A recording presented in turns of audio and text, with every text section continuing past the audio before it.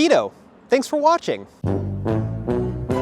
Just kidding, it's a little bit more nuanced than that, although surprisingly not that complex. I started at 273 pounds, at least when I first stepped on the scale, and now I literally just checked like 10 minutes ago, I'm 157 pounds. Now I shaved off like another 15, 20 pounds in like the months after that. I think it was a 9 to 10 month period interval of time. And that was from the keto diet, which essentially keto diet is... So ketosis is a metabolic state that our bodies can enter in order to obtain energy that we need to function.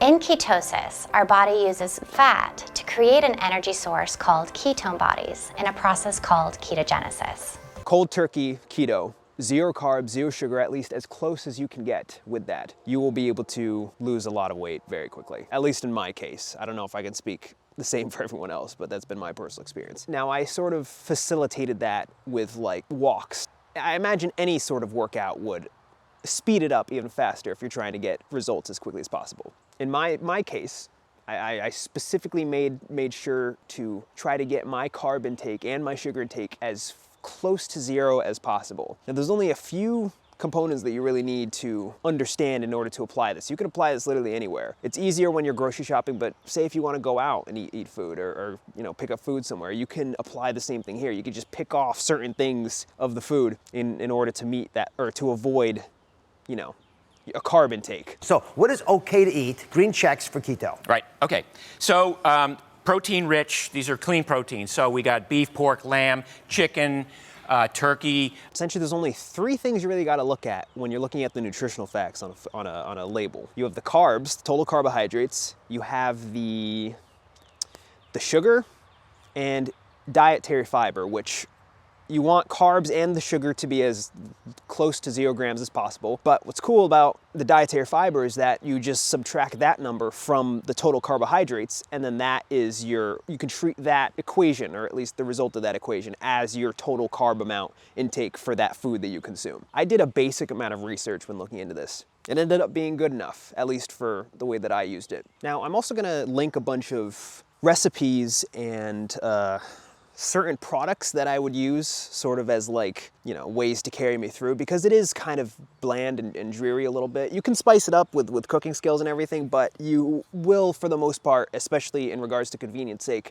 be eating a lot of the same stuff again and again. What's cool about keto is that over time, you'll notice that like your tolerance for sugar and sweets kind of goes down exponentially, so that when you do eventually have sweets again, which you can eventually, you can, you know, once you get to the end of it, you just gotta slowly move yourself off the diet. And then you could, but you still gotta, you know, keep an eye on for your weight and everything. It's not the easiest. Also, another thing, when you induce your body into ketosis, at least in my personal experience, I had sort of like a very minor stinging in my head, kind of like that lasted for like a week. It was kind of just like a very small headache that went away eventually once my body got used to it. And then I was able to just stick to it.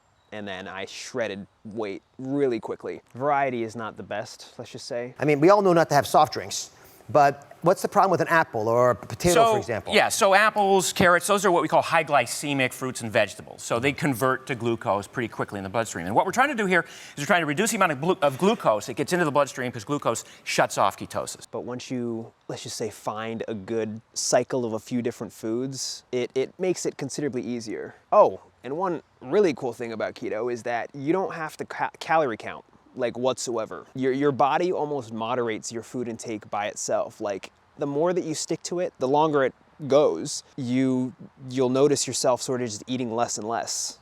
Like your body sort of just naturally adjusts, and you can eat as much as you like and sort of just hit that threshold, whether you're full. You don't got to worry about like Weight Watcher stuff where you have to spend a bunch of time counting calories and have that number in your mind. You could just make food and then eat it and then not worry about it. Most of your weight loss will come from the diet itself, which is just oh so fantastic. When you're looking at the food label, you only really have to worry about those 3 things. And once you get that down, you can apply that sort of universally wherever you go. It sort of just becomes like another sense, right? When you go out to eat food, you can almost immediately recognize the certain foods that you can and can't have.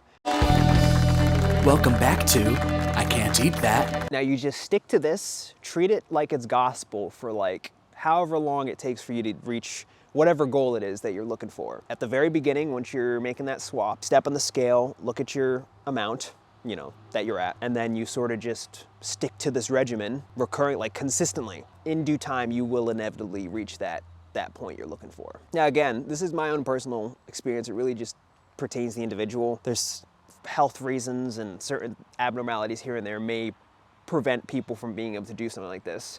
But in my personal experience, I was able to lose 100 pounds, literally, within like 9, 10, or 11 months. I don't quite remember the exact amount, but it was less than a year. And then afterwards, in order to sort of wean myself, now, you can't just like stop. You can't just fall off the wagon, especially when you like struggle with like weight problems and everything. That stuff becomes really hard to shed. So you kind of have to adjust as you go. You can wean yourself off of it. Like you can break ketosis once you've reached your goal. It's just you can't immediately jump back into your old habits. You kind of have to like stick to it, right? Like I grew up in an obese family. It kind of inherited it from the people around me. It was kind of accepted and almost discouraged the more weight I would lose. When you're surrounded by that, and when you're surrounded by all these just foods and really bad foods in general, especially in a place like America, it becomes considerably harder to maintain or to stick to these types of things. When you're on keto or doing the keto diet, it's actually pretty easy to just stick to the regimen like it's religious text.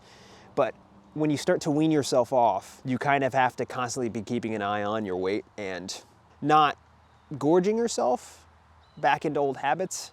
Just in general for health stuff, right? You want to cut down on sugar. You can reintroduce carbs in a decent amount and it's totally fine as long as you keep an eye on it. But what's even better is that, say if you do fall off the wagon and you do want to get back to a certain weight. If keto does work for you, it's in your back pocket and you'll have known how it works and how you can apply it to your lifestyle, and then you can just get back to where you were before. So, yeah. Hopefully this helps.